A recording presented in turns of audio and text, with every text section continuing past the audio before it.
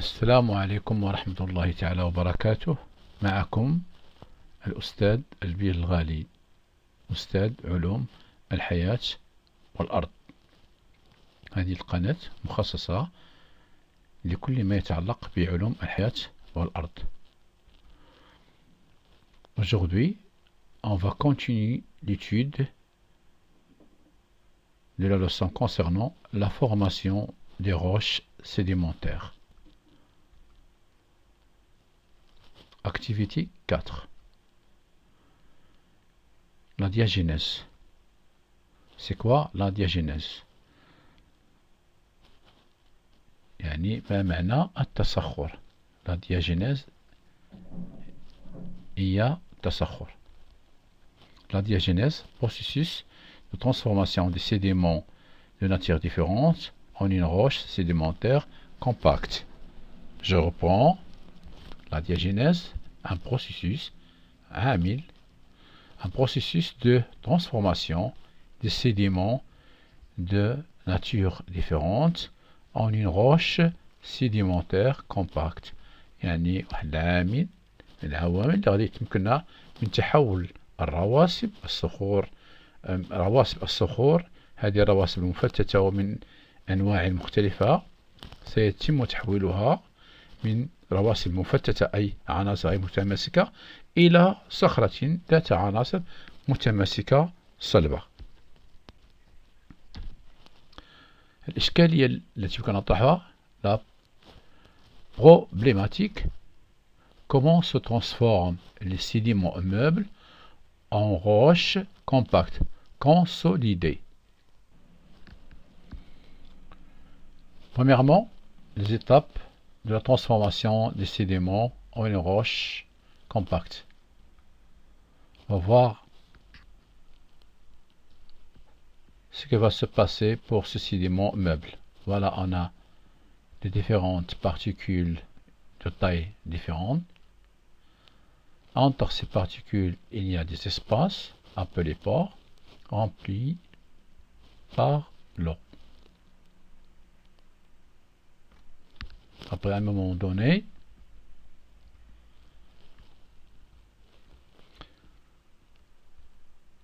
ici, on remarque que l'espace entre ces particules devient plus rétréci. Ici, il est très important. المجال هنا أو الفجوة هنا واسعة والعناصر هنا بعيدة عن بعضها البعض، وهذه الفجوات مملوءة بالماء. أما بعد مدة زمنية معينة نلاحظ بأن هناك تقارب هذه العناصر بفعل ماذا؟ بفعل رواسب أخرى تأتي فوقها، فيقع هناك ما يسمى بالضغط أو تقارب هذه العناصر تتماسك. وكلما تقاربت هذه العناصر وكان هناك ضغط إلا وحدث تجفيف لهذه المنطقة، بمعنى أن الماء سيقل. الماء ما غاديش يبقى كثير بحال هنايا. إذا هذا التجفيف يسمى فرنسيا لا ديزيدغاتاسيون et compaction، c'est-à-dire أن هناك ضغط ناتج عن توالي الترسب ديال العناصر الأخرى فوق هذه العناصر التي أمامنا.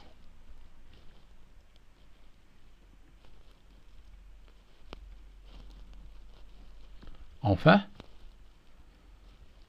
après un temps, on constate qu'il n'y a plus d'eau ici. Donc il y a quelque chose en jaune ici. Cette chose, c'est un ciment qui va souder ces éléments entre eux et on obtient une roche consolidée, compacte, dure. Donc, grâce à cette diagénèse. Donc, la diagénèse تصخر هذه العناصر التي كانت متفتتة ناتج عن عدة عوامل. هناك la déshydratation et la compaction وأيضا la cimentation. إذن هذه كل عناصر تدخلت، ولكن في الأخير يمكن أن نقول بأن هذا التصخر ناتج عن la cimentation، أي وجود سمنت.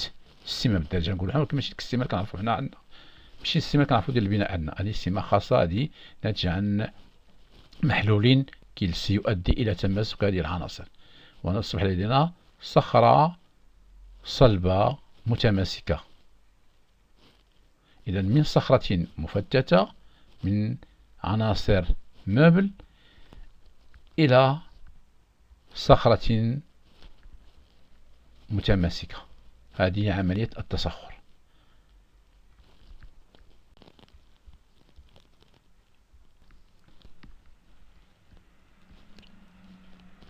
Transformation de galets isolés en conglomérats.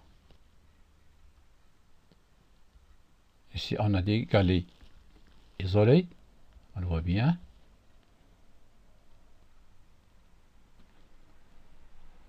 Ils vont se transformer en conglomérats. Voilà un conglomérat. Ce sont des galets qui n'ont pas été soudés, mais ici ils sont soudés par un ciment. C'est ça ce qu'on appelle un conglomérat. Donc ça, c'est une sorte de diagénèse.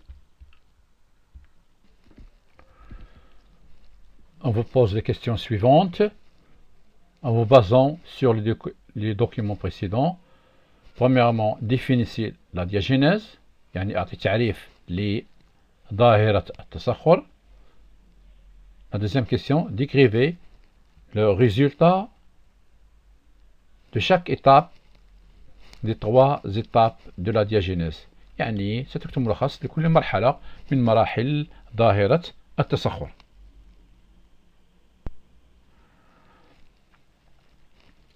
Avant de voir la réponse, faites pause à la vidéo, prenez votre aide d'exercice, répondez aux questions proposées. Quand vous terminez votre travail, vous reprenez la lecture de la vidéo pour voir la réponse et la suite de la leçon. Voici les réponses que vous devez trouver. La réponse de la première question, la diagénèse est l'ensemble des processus physico-chimiques et biochimiques par lesquels les sédiments meubles sont transformés en roches sédimentaires solides, soit par compaction ou par cimentation. C'est-à-dire أن التصخر هو مجموعة عوامل فيزيائية كيميائية أو حيوكيميائية تساهم في تحول الرواسب المفتتة إلى صخور متماسكة صلبة، سواء عن طريق الضغط أو عن طريق السمنتة. La réponse de la deuxième question, description des étapes. La première étape, les particules de différentes tailles sont dispersées et les espaces vides, c'est-à-dire les pores, sont remplis d'eau. أي أن الفجوات بين تلك العناصر الرسوبية المفتتة كانت هذه الفجوات كانت مملوءة بالماء، والتباعد هناك واضح ما بين هذه العناصر المختلفة القد.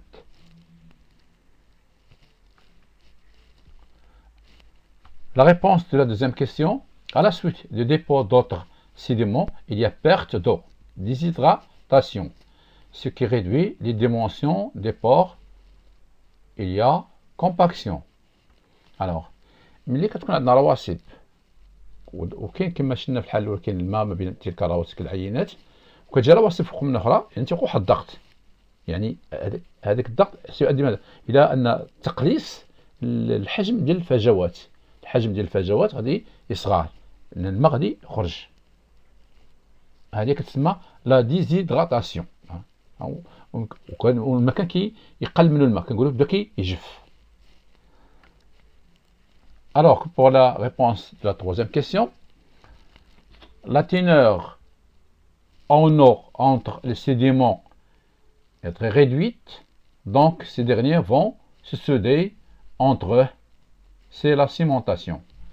يعني كمية الماء بين تلك الرواسب ستقل وتنخفض كثيرا مما يسمح بالتحام الرواسب فيما بينها عن طريق السمنة أو الإسمنت أو السمنت بصفة عامة.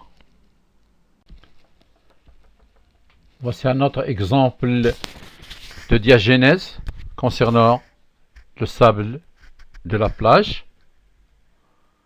Les schémas ci-dessous résument les étapes de la diagénèse du sable en calcarénite. يعني أن الرسوم أسفله تبين لنا مراحل أو تلخص لنا مراحل تصخر رمل الشاطئ وتحول إلى صخرة الحجر الرملي الخشن اللي كنسميوها الصخرة بالفرنسية لا calcarénite. Alors ici, première étape, ici on a des roches imperméables، صخور لا تسمح بنفوذ الماء أو غير منفذة للماء. لأن لدينا كتيب رملي، هذا الكتيب الرملي لأن صخرة رمل أي صخرة مبل، صخرة مفتتة، عدة عناصر أو عدة عناصر أجزاء من صخور مختلفة، من بين هذه العناصر التي نجدها ضمن مكونات الرمل جزيئات أو الحبيبات الكلسية. سقوط الماء على هذا الكتيب سيؤدي إلى تشكل محلول كلسي ينفذ داخل هذا الكتيب، وبعد التبخر في هذه الحالة هنا بعد تبخر الماء يتحول ذلك المحلول الكلسي إلى سمنت ويؤدي إلى تماسك عناصر الرمل مشكلا ما يسمى بصخرة الحجر الرملي الخشن.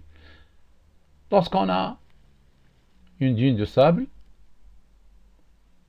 qui se trouve au-dessus des roches imperméables qui ne laissent pas passer de l'eau. L'eau de la pluie chargée de CO2 qui devient un peu acide, il va s'infiltrer dans cette dune de sable. Parmi les grains du sable, il y a celle du calcaire. Ces grains du calcaire, avec l'infiltration, la présence de l'eau, de la pluie, et ces grains deviennent solubles. On aura une solution calcaire. Et dans la deuxième étape, lorsque l'eau s'échappe à cause de la chaleur, il ne reste qu'un ciment calcaire qui va souder les grains du sable pour donner une nouvelle roche appelée la calcarénite. Voilà, c'est un schéma explicatif de la formation de la roche de la calcarénite. Question. Bien sûr, en vous basant sur les documents précédents. Première question, faites un résumé descriptif de la transformation du sable de la plage en roche calcarénite. يعني تعملوا واحد ملخص تفسيري، ملخص تفسيري الخاص بتحول الرمل أو التحولات التي تقع على الرمل حتى يعطينا صخرة الحجر الرملي الخشن. La deuxième question, identifie le type de la diagénèse concernant la formation de la roche du calcarénite. إذا غادي تحدد لي نوع التصخر اللي وقع الرمل باش يعطيني حجر رملي خشن. إلا رجعتي من قبل غادي كان عندنا جوج حوايج، إما عن طريق لا كومباكسيون ولا لا سيمونطاسيون. شوف انت شنو اللي غادي يبان لك. Avant de passer ou de voir la réponse, mettez pause de la vidéo, prenez votre cahier d'exercice, essayez de faire des réponses à ces questions. Une fois terminé, vous reprenez la lecture de votre vidéo et vous aurez les réponses suivantes. Voici les réponses des questions proposées. La réponse de la première question. La diagénèse se déroule en deux étapes. أي أن التسخر يتم عبر مرحلتين.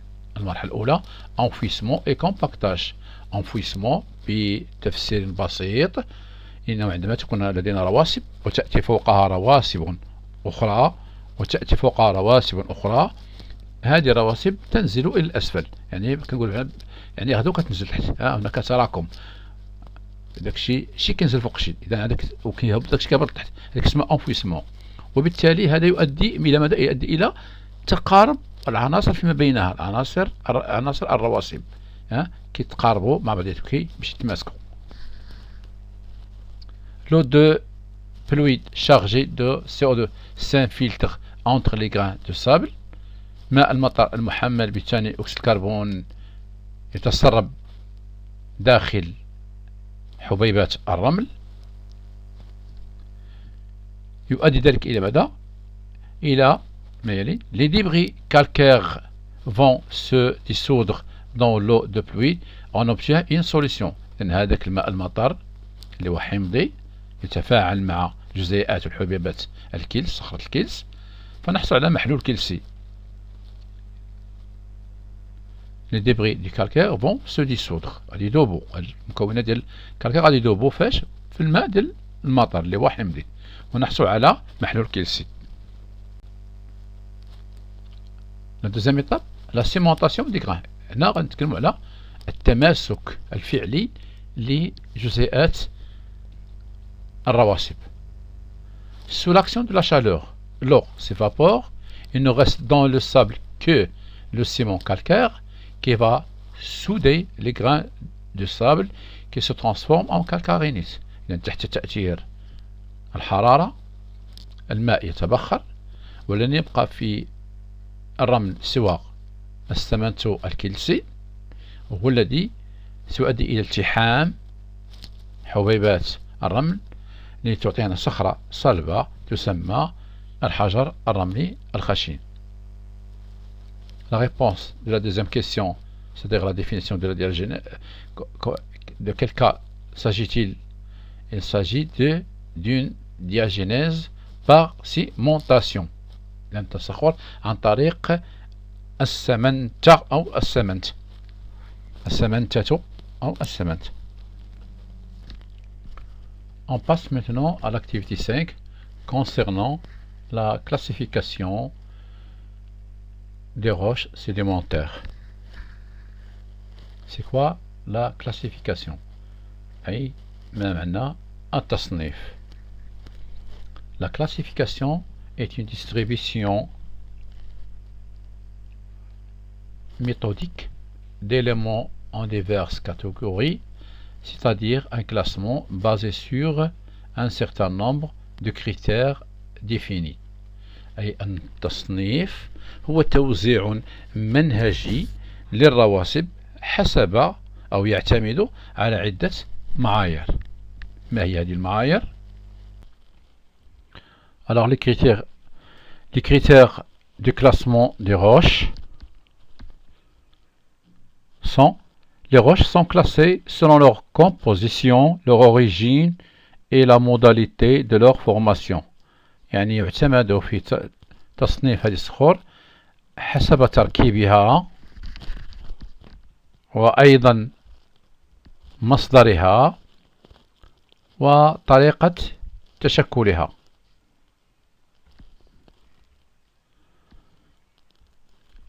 Les roches sédimentaires sont l'aboutissement de quelques phénomènes.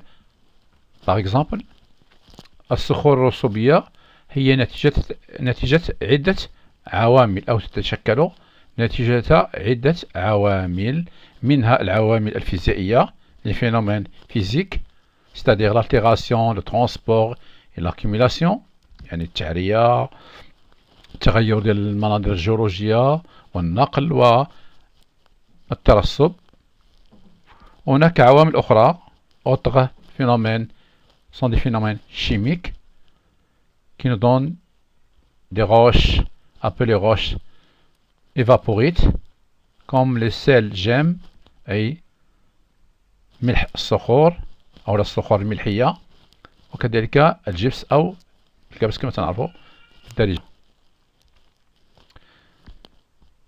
On distingue deux types de roches. Il y en a les roches ديتريتيك، الصخور الحوتاتية، أي الصخور المشكلة من عدة أنواع من الصخور ناتجة عن التعرية. كتكون عندنا التعرية كتعطينا أنواع، تعطينا نسميه بنواتج الحت أو نواتج التعرية. هما هذوك السيديمون. هذوك السيديمون ماشي مكونين من نوع واحد، بزاف الأشكال، كاين فيهم بزاف أنواع الصخور، الكيلس، السيليس إلى آخره، مجموعة. Les roches détritiques أو الصخور الحوتاتية issues de débris de roches، يعني مكونة من مجموعة من الجزيئات لصخور أخرى. هنا عندنا لي غرافيي أو الحصى بصفة عامة.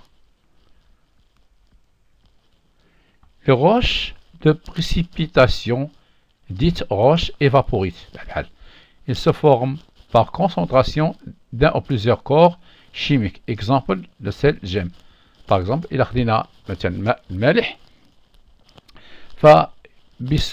بتعرض هذا الماء للحرارة، إذا سيبدأ الماء في التبخر وتكون كتركيز للمواد المكونة له، المواد الصلبة له، التي تتجمع في الأخير ونحصل على صخرة ملحية. هذا نموذج.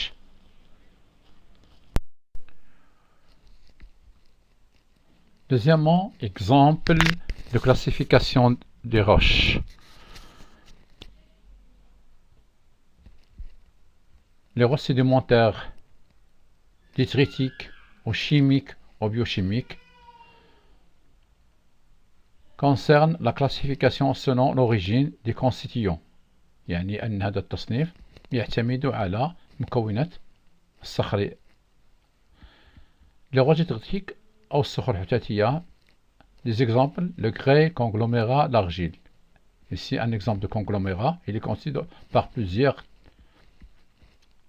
types de roches sous forme de débris. Les roches chimiques comme le calcaire, le dolomite, les évaporites. Et troisième type de roche biochimique, حيوكيميائي، les machelles, phosphate, la craie. Voilà, trois types de roches selon l'origine des constituants.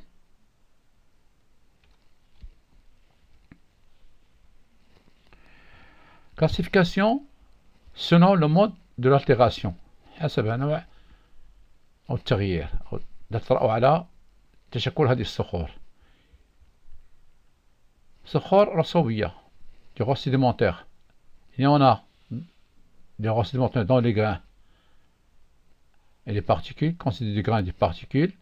D'autres sortes de roches sédimentaires constituées de substances dissoutes, qui se transportent. Ces éléments dissous sont transportés par l'eau. Elles sont déposées par précipitation. On a la formation de la roche par le gypse. Ces roches dites roches chimiques et biochimiques.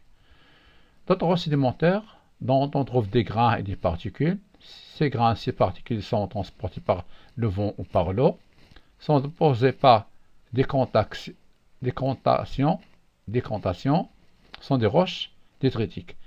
décantation c'est-à-dire أن كيبداو المكون كتنزل بشوية بشوية ثقيل وتابعو إلى آخره حتى تتشكل لنا الصخرة. l'exemple ديال لو غري.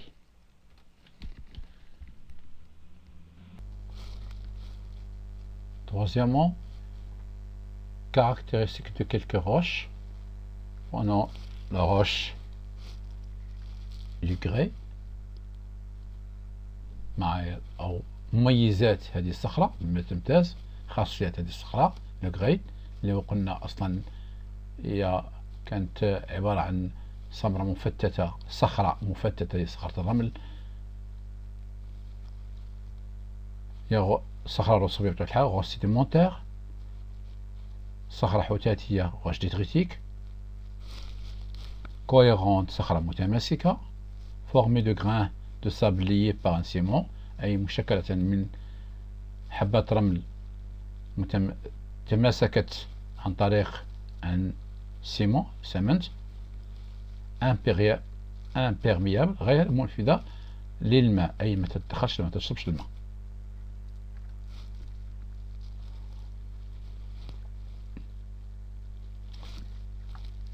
Caractéristiques